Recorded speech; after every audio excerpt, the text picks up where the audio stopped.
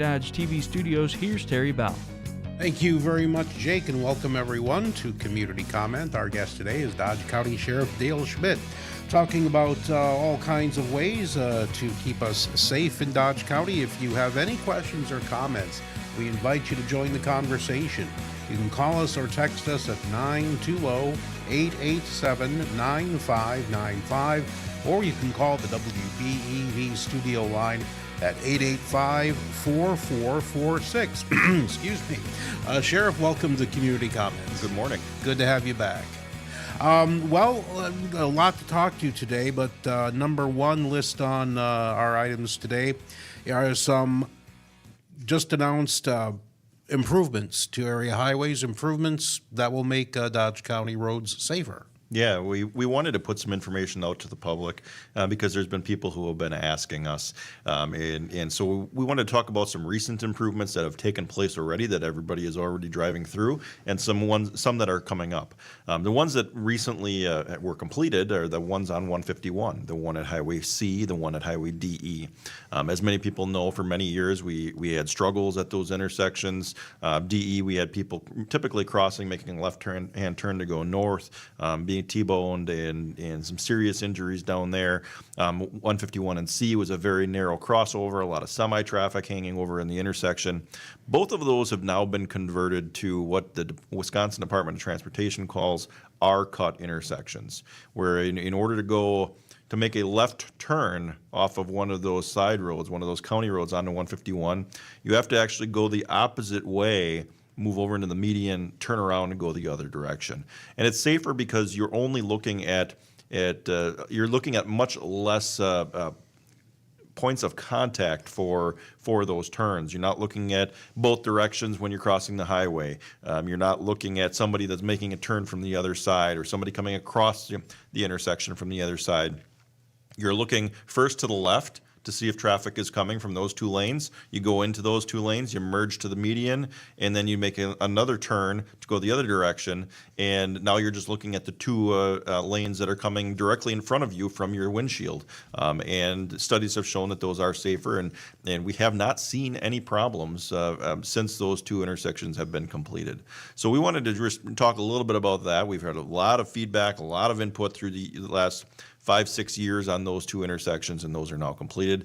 I know that Representative Mark Bourne played a huge role in getting those two completed, not only completed but moved up, because I believe the timeline for those was supposed to be this year or even next year before they're even to start completion. So he helped us to move those projects forward into a sooner timeline. And then we have some additional intersections that have been announced that they're coming soon. And I know they've been out there for a little while, but not really in the forum where everybody is hearing about it. So we wanted to get that information out. One of them is the Highway A and W intersection between Juneau and Beaver Dam. It really is a wide open intersection. These crashes should not be happening there. But we've had a lot of crashes through the years. And I will tell you that 95% of those crashes have nothing to do with the turn lanes. In fact, there's only one of them that I can think of had something to do with the turn lanes. Most of them are people not paying attention and blowing through the stop sign. It's not even close. It's not even a slow and go type of crash. They're typically blowing through that stop sign and causing a T-bone type crash. That intersection is slated to be redesigned. The engineering and redesign is taking place right now. This year and next year, and it's 90% state funded, so we can't move that timeline up at all. The design has to take place according to state specs. In 2028, that intersection will become a roundabout, or is scheduled to be a roundabout, assuming all of the engineering and funding comes through. Highway G and S, south of Beaver Dam, Lipsick, same exact scenario, same exact timeline. 90% funded through the Wisconsin Department of Transportation. That will also not be able to be done until 2028. We don't see as many crashes at that intersection, but it is still a problem intersection that we've had for a long time, and those two intersections becoming roundabouts will certainly be helpful. And then the third intersection that we have seen problems over and over again is really goes along with a larger project that is going to take place, and that's along the Highway 33 corridor from Horicon all the way to the county line. You may have known in the last year or two I put out some memos to Department of Transportation raising concerns about that entire stretch. Got very, very little response back from them until I reached out to Representative Bourne, Representative Pennerman, and Senator Jagler, and all three of them authored a letter, and we got them moving on it, and we've got some response. I still struggle with communication on this corridor from them, but I'm working with the representatives to try and move this forward. It is slated, and you got it in front of you, I believe that intersection is also it was at 2029 for the TW and 33 intersection. TW 33. Don't have a date. Do I have a date on here? Yeah, it's up a little bit higher there. It would have been also construction in. It is pending final design. Okay. That's what it was. I apologize. It's pending final design. I believe we're looking at the 2029 timeline. They don't have final dates on that one yet, but they're going to they're looking at like rumble strips along Highway 33. They're looking at widening the lanes along 33, but the biggest improvement is a roundabout at 33 and TW. That's that intersection that's just on the east side of Horicon as you're leaving the city limits on 33. So all three of those are going to end up with a roundabout. Starting in 28 and probably by 2030, most of those should be completed. And those are really our highest incident intersections that we have in the county. And then we'll continue to analyze, as we always do, and make recommendations to the County Highway Department, DOT, and of course our Traffic Safety Highway Commission, which is co-chaired by my two captains, work very hard to analyze all the serious locations and try to make recommendations. I think some people still grumble about roundabouts, but they really are a lot safer than your traditional crossroads intersection, aren't they? We have seen, even here in Dodge County, significant improvements in safety. Most of those are over on the east side of the county along Highway P and 60, P and 33, 175 and 28 up by Theresa. All three of those were notorious intersections for serious crashes, and they all have roundabouts now, and we don't have crashes there. And if we do, they're typically property damage only. If there is injury, it's minor injury. It isn't the serious crash injuries where we're flying people out in helicopters and fatal crashes that we saw at all three of those intersections. We don't have them there anymore. And once you get used to them, they're not difficult. You don't have to stop if there's no traffic coming. It's a yield sign. And so traffic does flow through there a lot faster. And they are definitely safer because you don't have the T-bone type crashes. If you're going to have a crash, it's going to be more of that glancing blow on the side and at much slower speeds. For sure. We're talking to Sheriff Dale Schmidt about staying safe in Dodge County. We need to take a quick break, but we'll be right back. You're listening to Community Comment on 95.3 WBEV, powered by Daily Dodge. Spring in Wisconsin.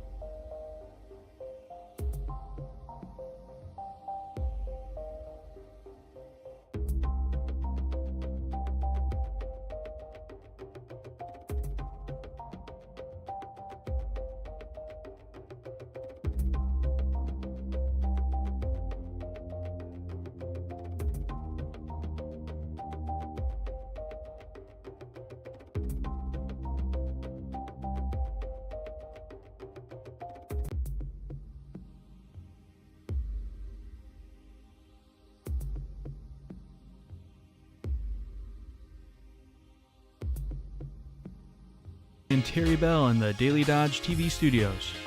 Thank you very much, Jake. Our guest today is Dodge County Sheriff Dale Schmidt, talking about staying safe in Dodge County. If you have any questions or comments, we invite you to join the conversation. You can call us or text us at 920-887-9595, or you can call the WBEV studio line at 885-4446. Well, it's a little chilly today, but when you look outside, you would hardly know that we had one of the worst blizzards in years just a few days ago.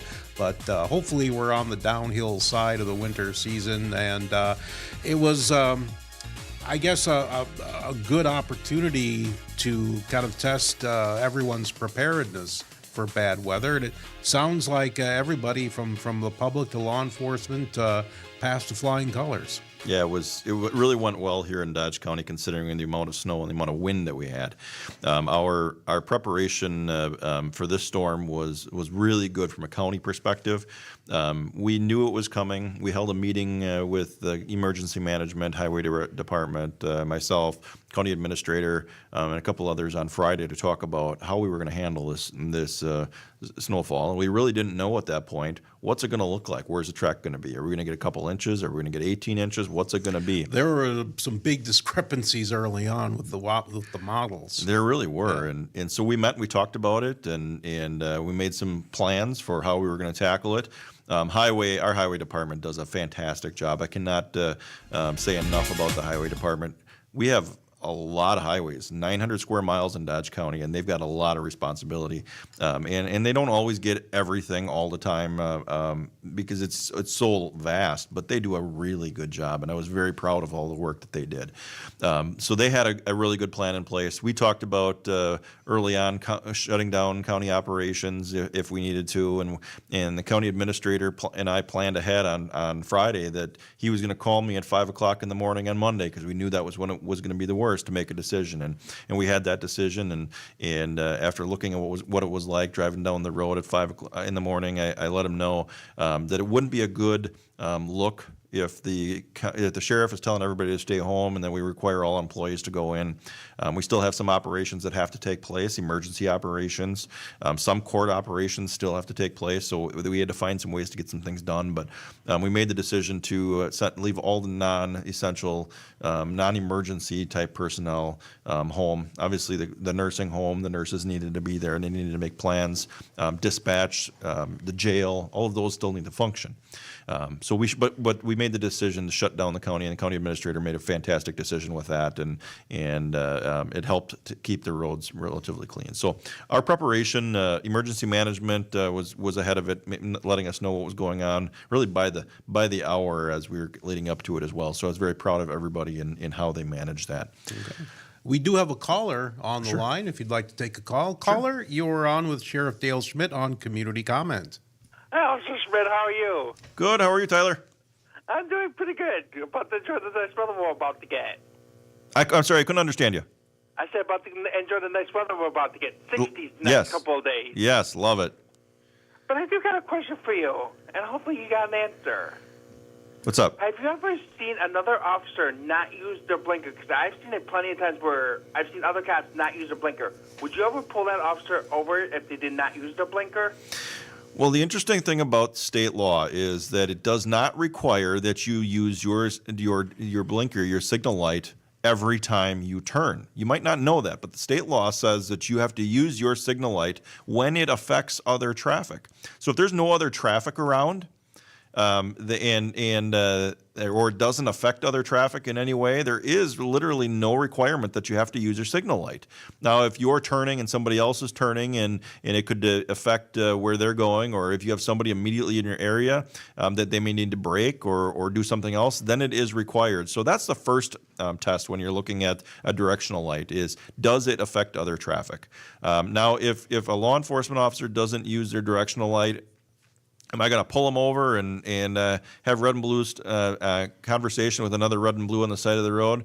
Chances are I'm probably going to have a conversation with that person privately off to the side. And if it's blatant, I mean, we certainly could. but it's not something typically we'll do. And if we can't correct that matter with that person individually, it likely goes to a more of an employment type of issue, and we go up the chain with their supervisor if there's a real concern. But certainly we can issue a citation if we need to.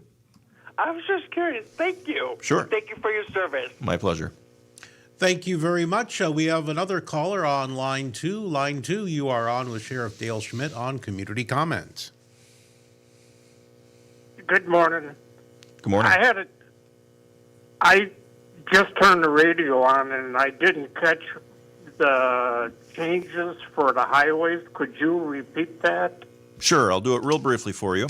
Highway A and W between Juneau and Beaver Dam, and Highway G and S are both slated to have roundabouts installed in 2028. We can't do it sooner because there's design and engineering that needs to go in per the state, but 2028, those are going to happen.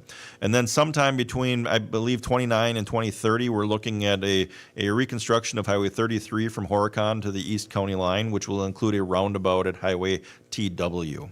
So we don't have a final date on that, but that is slated to happen in the next 5 years or so. All righty. Thank you so much. You're welcome. Thank you very much, caller. If you have a question or comment for the sheriff, you can call us or text us at 920-887-9595, or you can call the WBEV studio line at 885-4446. Getting back to the blizzard, it sounds like there was a tremendous amount of preparation that happened on the county government side of things. It also sounds like the general public was exercising pretty good judgment for the most part. Absolutely, and that showed in the response to the blizzard. We had from about 5 o'clock in the morning till 5 in the afternoon, and I was out for that entire time. Our captain was in, our chief deputy was out there. We had about 60 to 70 runoffs and crashes throughout the day, which is a lot, don't get me wrong, but we have had a lot more. We have had time frames like that where we've had over 100 crashes and runoffs. And so that just shows that the public stayed home. There were all schools were closed. The county was closed. We had a lot of people staying off the roads. We had some questionable people going out in questionable situations, as we always do, and we always ask them, what are you doing out here in this? What do they say? We've had anything from I just needed to get to the grocery store to I needed a snow shovel, and I mean it's all over the board. You had people that were getting stuck in the middle of the highway. I was up on Highway 68 at Jersey Road up there, and a van, a transport type van, drove right into a snowbank that was right in the middle of the road. He didn't see it coming and just got stuck there and couldn't move. And so we got him shoveled out and moved on the way, and took a little bit for the highway truck to clear that. But overall, it was very, very good. Our staff, even a couple of our squads, got stuck in the middle of the road because of the conditions. It just, you're trying to get there to help people, and that's the thing. We're trying to get there to help people and who have put themselves in harm's way, and now we get stuck trying to get there, and it's challenging. So we had tow trucks out helping us. We had, but we didn't have a lot of tow trucks. Many of the tow trucks shut down for the day. They just weren't going to go out in those hazardous conditions, and I don't blame them. So it went very, very well. Has there ever been a situation where someone is in mortal danger and nobody can get to them? When we have that, regardless of what highway it's on, we're in constant contact with the highway department, and if we need to get somebody there, we will get a plow there. We will get through. But for a while up on Highway F, there were 3 vehicles that were stranded in the middle of Highway F. We couldn't get our F-150s, our Expedition. None of us could get through because the snowdrifts were so high, and they had to sit there for a while until we were able to get a plow through, or somebody else with one individual came out with a tractor to help us get through. It was definitely challenging, but no serious danger like that. But we do have plans in place if something like that happens and we need to get through. Highway will help us get there. Very good. Our guest today on Community Comment is Dodge County Sheriff Dale Schmidt. We need to take a quick break for the news, but we will be right back. You're listening to Community Comment on 95.3 WBEV, powered by Daily Dodge.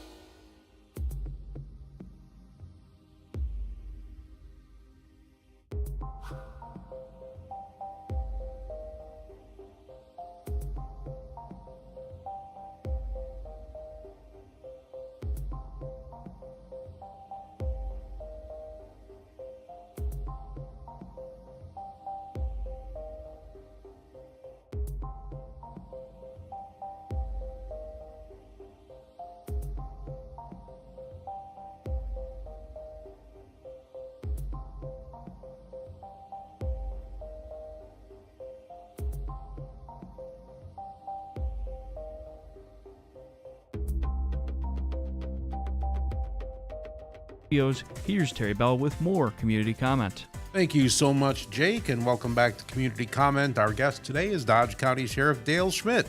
We would then love for you to join the conversation. If you want to call us or text us at 920-887-9595 or call the WBEV studio line at 885-4446. The Sheriff would be happy to answer any of your questions. Well, no sooner do we have the bad winter weather behind us, and it's time to look ahead to roadwork season. Orange barrels are about to pop up everywhere. Oh boy, yeah.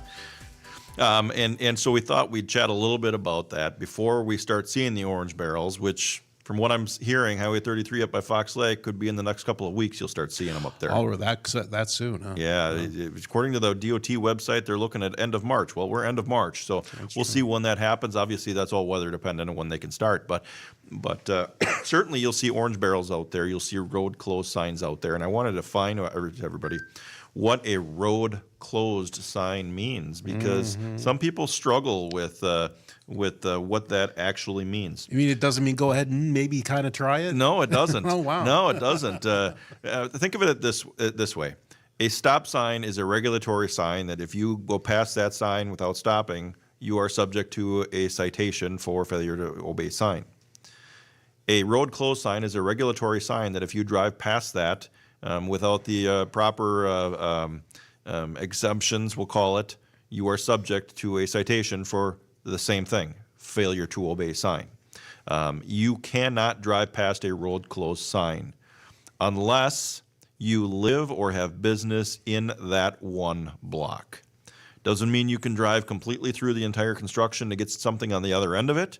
It means that if you have something in that one block, you are okay to drive on it, to go home, to go to that business. That is it. You are not allowed to drive through otherwise. It is closed, and closed means closed. And we need people to really start paying attention to that. We do write tickets for it.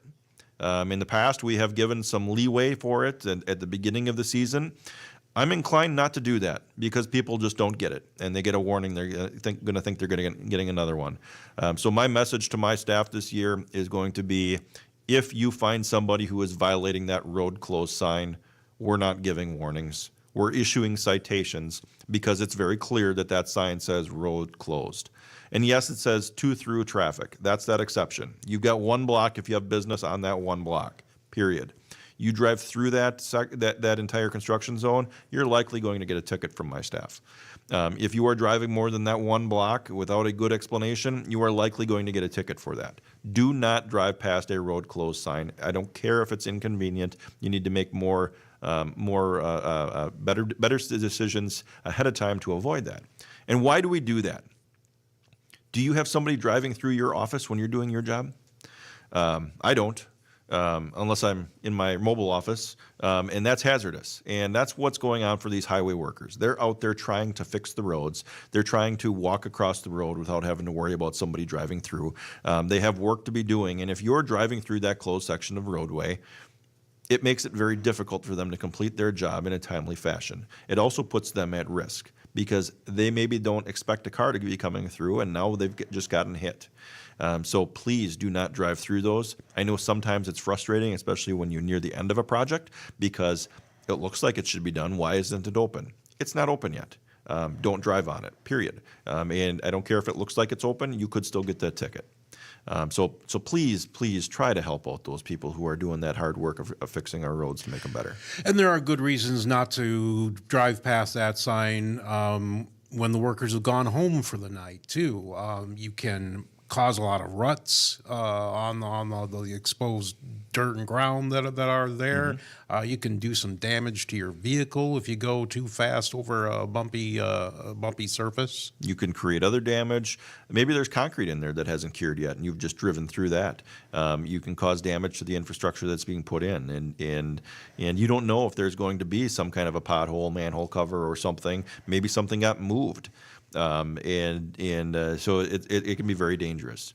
The other piece of this is when they're doing construction and the road is still open, there are oftentimes reduced speed limit signs. Please make sure that you're following them. Orange signs are not regulatory speed limit signs. Those are recommendations. The white ones definitely are. If you have a white reduced speed sign and the speed limit is 55 and it's in a white lettering, just like all the other one, it's regulatory and you can receive a citation. And in a construction zone, when workers are present, that citation is going to double. So please slow down. Please drive carefully through those areas. We have flaggers out in some of those areas, and they've got people driving past them way too fast. Imagine you're standing out there with a flag, and somebody drives past you at 60, 70 miles an hour, and how scary that can be, and how if all of a sudden somebody loses control or has to make an evasive maneuver, that puts that flagger in harm's way. And if somebody gets hurt or killed, now it's more than a traffic violation. Now you're looking at a crime, likely a reckless type crime where you can do some jail or even prison time. And so please, again, you're driving through somebody's office. Treat it like that. Slow down, drive carefully, listen to what the flaggers are doing, pay attention to those signs, keep your head up, don't be looking at your cell phones. That's another no-no. You can't have your cell phone out when you're going through a construction zone. So just be overly cautious when you're driving through these areas. We're going to see the orange barrels. It's to make our long-term lives better. And so if you can make the workers' short-term lives better, we would very much appreciate it. And again, my staff will not be afraid to issue citations for failure to obey sign if you drive around those road closed signs. Offhand, do you know how much those citations run? They're about $200 and I believe 4 points against your license. Okay, so that's pretty serious stuff. Yeah, absolutely. For sure. You mentioned Highway 33 up by Fox Lake could start any day now, depending on the weather. How about some other projects people should be aware of? Yeah, and I'm not sure, the county hasn't posted on the county website yet what exactly projects are coming. I do know that they do have some projects that are planned here in 26 for work. So there will be other projects around the county that you're going to have to pay attention to. Just when you see those orange barrels, those orange and white signs, just be careful and find those alternate routes, follow those detours. And that's another thing. A lot of times people like to use the back roads for detours, and that tears up the back roads. Sometimes they'll reduce speed limits. We do reduce speed limit, or we do enforce those speed limits as well. So just be mindful of all of that. For all the heavy trucks, you got to follow those detour routes. You can't be using those back roads. Now you're looking at weight limit violations as well. Mm-hmm. Yeah, I'm as guilty as anyone. Now, especially in the summertime, if I've got a long trip, there'll be a detour that I wasn't prepared for. Maybe could have been made aware of that had I checked before I left. And even if there was no other way for me to go, at least I would be mentally prepared that, I've got a big detour ahead of me and, I can go, not get impatient at any point. And that's when bad things happen, is when drivers get impatient. Yeah, absolutely. That's when they make poor decisions and decisions based on emotion, and that's what we want to try to avoid. Dodge County does typically put out the road construction projects for the year on the website. I just looked a little bit ago. They only have 2025 listed. They don't have 26 on there yet. So I'm sure they will come out in the not too distant future. So you want to pay attention, go to the Highway Department section of the county website, and those will be published there as well. And then if you ever want to see what's going on statewide with projects, you can always go to the Wisconsin DOT site, and it will show you all of the projects that are slated for years to come from the state perspective. That's all of the interstates and state highways, the numbered highways. The lettered highways are county highways. Those will be on the county website.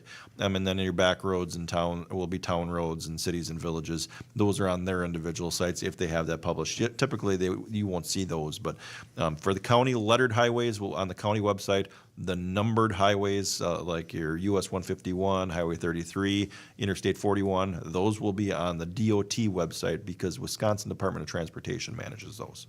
Our guest today on Community Comment is Dodge County Sheriff Dale Schmidt. We need to take another break, but we will be right back.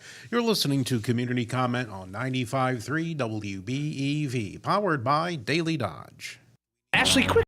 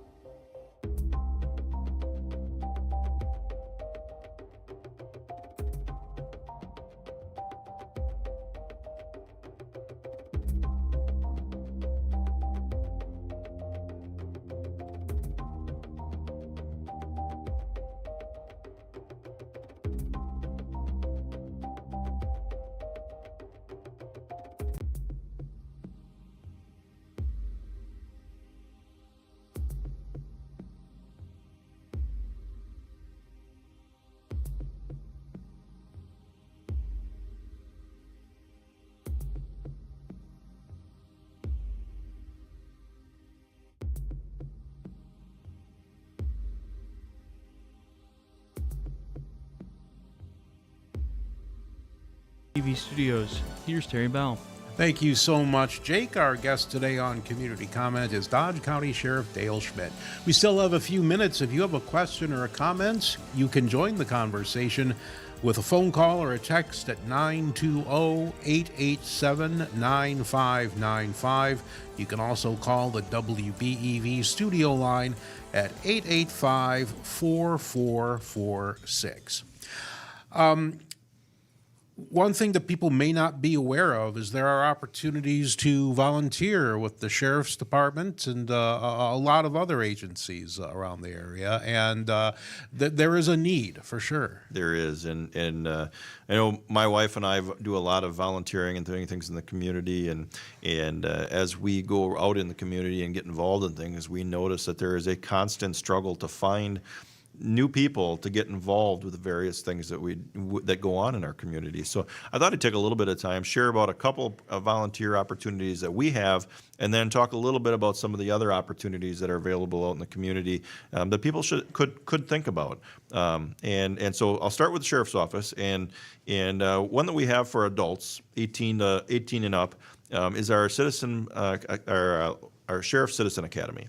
And the police department in town has it in the spring. We have ours in the fall. We usually take applications starting in June, July timeframe for our fall sessions.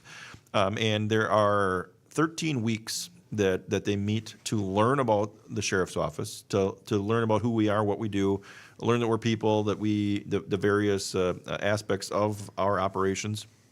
And then they become part of our family, and we invite them in to assist with training. Could be a role player and a SWAT training, or maybe an active shooter type exercise. Could be helping out with a parade, and we invite our Citizen Academy to help out with the Elks basket delivery on Christmas Eve, and a variety of other things that we invite our Citizen Academy to be part of with us when we're doing things in the community, because our staff can only do so much, and having some volunteers to help out with those things is important. But we also have a cadet program, which is an outstanding program for youth age 14 through 21 to learn about the career. They get involved in the community. We get them out and about with various service projects in the community, helping out with really parking lot patrol out at the Dodge County Fair, which they love to do, and assist people, giving them rides, helping them with locating their car if they can't find it, helping us with if we have incidents out in the parking lot, letting us know what's going on, or providing a gator for us, and so they do a lot of great things there. They get involved with competitions against other cadets across the country, which is a lot of fun for them. And whether it's I do a better traffic stop than some city somewhere in California or Texas, to I investigate it, or our team investigates a domestic better. It's good competition. Makes them want to be better. Makes them want to be really, really good, so that they can highlight their skills. And that program's been in existence since 2008. And we've got a trophy case full in our lobby, but they get involved with other community events too, some parking lot directing traffic, things like that, a variety of incidents, and so another great opportunity to volunteer. That's for us, and we have other things that come up through the year, but really going back to what I mentioned earlier, we struggle with, in our community, in all communities, with people having time to get involved with things. You all know that I do Rotary Lights and work very hard with that as part of the Rotary Club. Our Rotary Club meets every Monday, with the exception of the second Monday, at noon at Pizza Ranch. We have a great time. We get together, we talk, we have fun, we get to know one another. We become great friends. The Kiwanis Club meets on Tuesdays. You got the Lions Club in Beaver Dam. All kinds of different service clubs that are struggling for membership. And all of those clubs give back to the community in some way. Our Rotary Club just gave back thousands of dollars to the community from the money we raise out at the fairgrounds during the fair. To help various projects in the community, and we have organizations come in and tell us what they do out in the community, so we can learn more about it.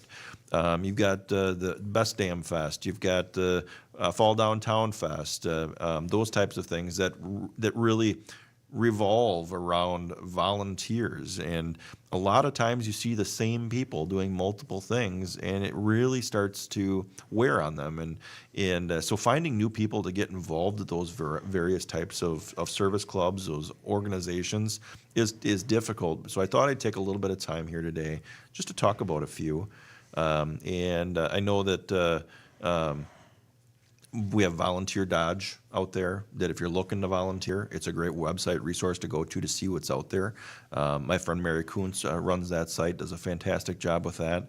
So as the sheriff, it's more than just talking about law enforcement and the things we do. It's talking about the community and how you get involved in the community to make it better. And I just want to encourage everybody out there, if you have a little bit of time, maybe you want to see about joining one of these organizations. Yeah, they can be time consuming, don't get me wrong, but they're extremely rewarding, and we need more people to do those types of things to make our community what it is, or keep it what it is and make it better. Yeah, someone explained it very well to me, is that it's not just enough to live in a wonderful place and just sit back and reap the benefits. It's really better to get up and get out and be a part of the reason why it's a great place to live. Yeah, and for me, from a law enforcement perspective, we encourage our staff, and we're encouraged through our entire career. If you are going to be law enforcement in the community, it's more than just about policing. It's about being part of your community and getting involved in events to make it better.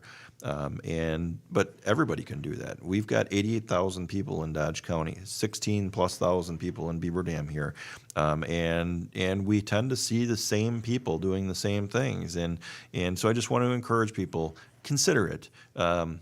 If you want to check out, for me, if you want to check out Beaver Dam Rotary, come on to a Rotary meeting at the Pizza Ranch at noon on a Monday. We'll buy you lunch for if you're going to come and visit, if you want to check us out. And one of the coolest things for me is that that group of people, many of them have become family and have become a really close part. If I need something, or if I need some help or with anything, just in my personal life, I know that I can call them and rely on them because they've become really good friends. So it's also a great opportunity if you just move to the area and you're looking for something to do. It doesn't have to be Rotary. I like to say it's the best service club in Beaver Dam, but it can be any of those service clubs or any volunteer group. But be part of the solution and be part of making Dodge County and Beaver Dam a better place. Well, it just goes to show a lot of people get disappointed, and rightfully so, when, say, a festival has to shut down or something like that. Well, two of the big things that fuel festivals that people enjoy, money and volunteers. And when you don't have enough, you can't throw the festival. And when the festival's gone, people miss it. So it's one compelling reason to volunteer. We go back and we look at one of the big festivals that happened for many years and then got changed, and then it didn't happen for a year. Now they're trying to bring it back again. Started as Lake Days. In many years, we had right down at Tahoe Park. It was packed from Thursday until Sunday with people. But that took a lot of volunteer work to get that done. They got tired because it was the same people, and they weren't getting younger, and they couldn't do it anymore. So then they did Best Dam Fest, which was downtown. It was fine. It was a good event. It was different. But then those people were struggling to find additional help, and so that's what happens. The fireworks are dependent on people here in Beaver Dam. It isn't something that's funded by the city, from what I understand. It's always been fundraising, and those are all things that we all love to go to and see, but you got to have some people step up and help. So getting involved is important. Again, if you want to be part of a great community, we need everybody to chip in a little bit to get us there, and you just can't rely on somebody else to do it. Right, certainly. You mentioned Rotary Lights. That's something that you're obviously very involved with, and that takes a lot of help, and it's an effort that's fun and rewarding, as well as a bit of sweat equity and time too. It is, and we're going into our 10th year this year, and this year is even more challenging because our space our storage space is being removed, and so we're working on finding alternate storage for our. I believe it's 10 trailers that we have and a lot of other things. It's a lot of storage. So on top of trying to plan for an outstanding 10th anniversary, it is a lot of work, but it is very rewarding. And when I look at all the work that goes into it, sometimes it can be daunting. But then once we get them up and we turn them on and we walk out there, and I'll tell you, sometimes I just sit there and I listen. I look like I'm working on something, fixing something, but I just sit there and listen to the conversation that goes on around me. And most times it's, believe it or not, it isn't just the kids. Kids are fun to listen to. They love it. But it's the young adults. And even sometimes you get people that are in their 60s, 70s walking through, and just the comments that they make, and it's amazing. And I don't even know that they know that, or I think they're not paying attention to who's around them, and all of a sudden I get somebody that walks by and it's a thank you for this, Sheriff, and it's pretty cool, and pretty amazing, and the neighbors absolutely love it, and our community loves it. So that's what makes it rewarding, so. Be part of you can do anything in this community and make it successful. We just need people to do that, and thought I'd take a little bit of time here this morning. Again, my job is not just about law enforcement. It's about the community and being part of it, and I'd like other people to join us doing that. All right, that's a good note to end this show on. Thank you so much, Sheriff Dale Schmidt, for joining us on Community Comments. My pleasure. Be safe and don't drive around those road close signs. Good advice. You're listening to 95.3 WBEV, powered by Daily Dodge.